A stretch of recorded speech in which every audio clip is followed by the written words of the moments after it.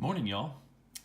Today we're going to look at whether or not the Microtech Ultratech is a good EDC knife. So first I want to talk about my ideas behind what makes a good EDC.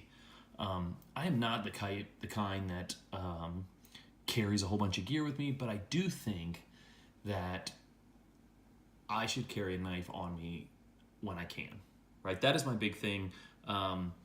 I use a knife constantly, even so much as I use a knife to, when I'm opening up packages. That's the obvious one, which I seem to get every single day because of Amazon Prime.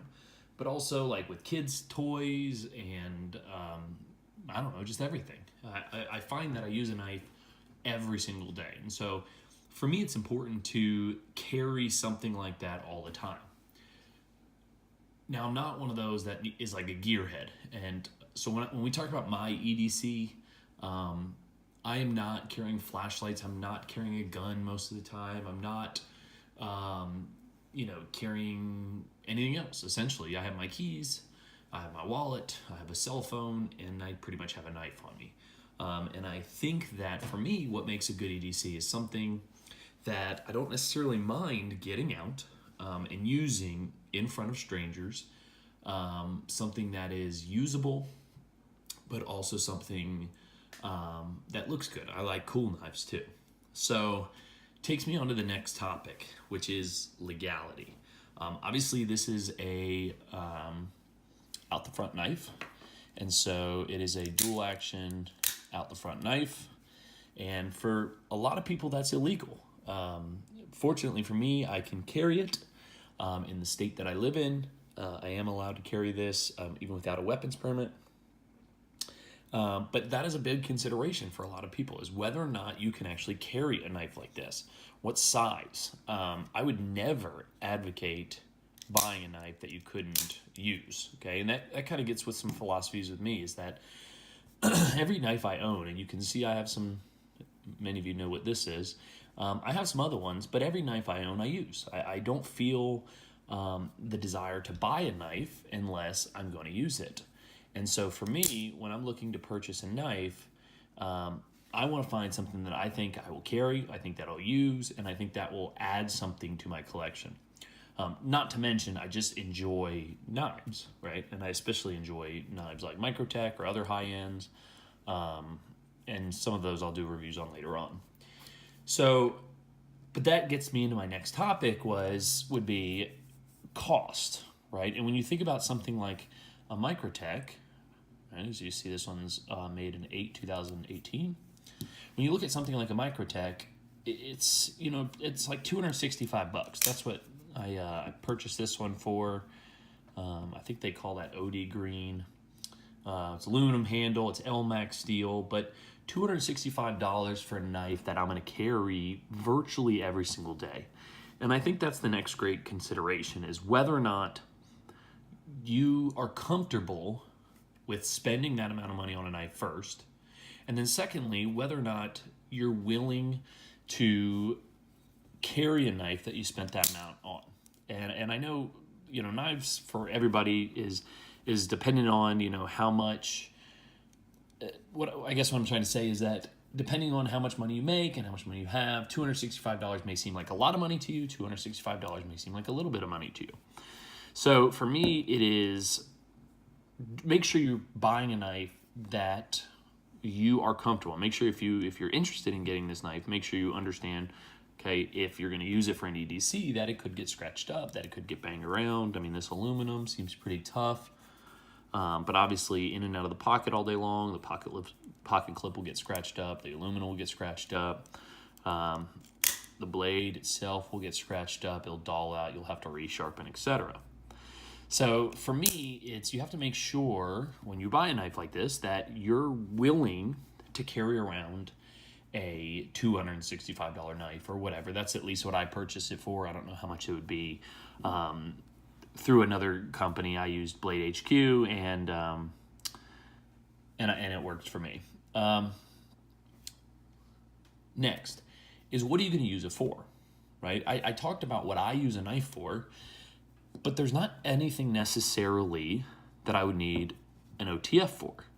So then why buy an OTF?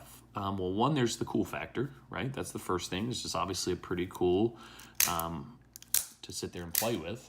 But as an EDC knife, I don't necessarily see any benefit from having an OTF versus, like a regular liner lock or frame lock or anything like that. I don't necessarily see any benefit for it. I'm not one who thinks knives are defense weapons. I think they are tools to be used for everyday tasks.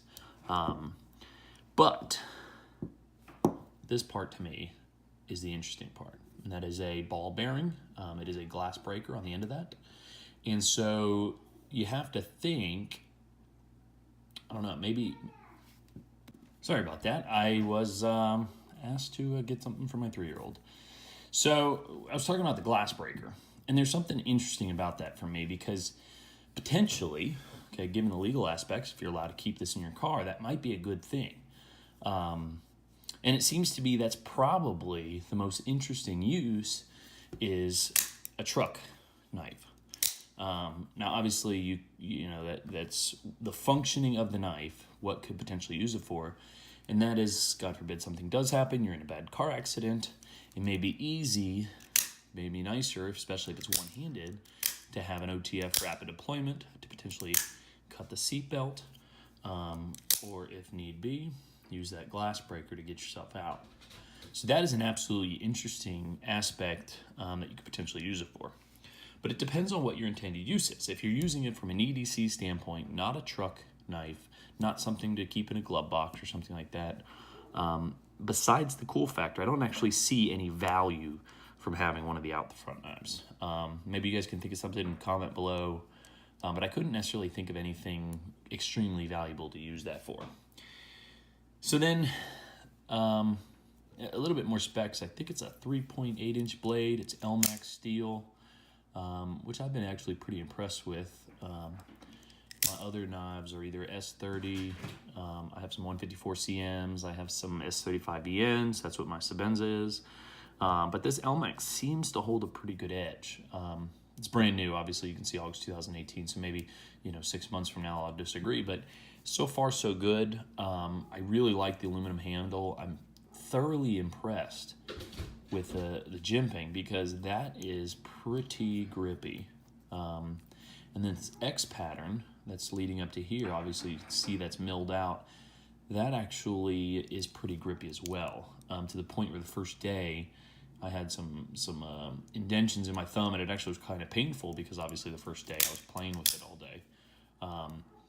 But there's nothing like, and I don't know how many of you have actually used it, there's nothing like the snap of a Microtech. It is just in and out. There's a hard thump when it comes out, a hard thump when it comes in. It's very, very impressive. So my opinions. Okay, first, cool factor, right? Obviously, this is, in my opinion, a super cool knife. I love the fact that it has the built-in glass breaker. I love the fact that it's a double action out the front knife. I love the fact that it has, that super steel Elmax, which says Elmax online, but if you see, it's marked M390 on the blade. So that's obviously the same thing.